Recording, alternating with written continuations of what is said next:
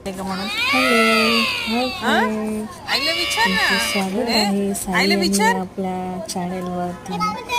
तर इकडे चिन्मयची गाडी फसली खड्ड्यात. चिन्मय तिला बाहेर काढण्याचा प्रयत्न करतोय पण ती काही बाहेर निघत नाहीये. आणि हो, आम्हाला अशी छानपैकी ड्रायव्हिंग पण जमते हा. आम्ही खूप प्रयत्न करतो पण आमची गाडी काही बाहेर निघतच नाहीये.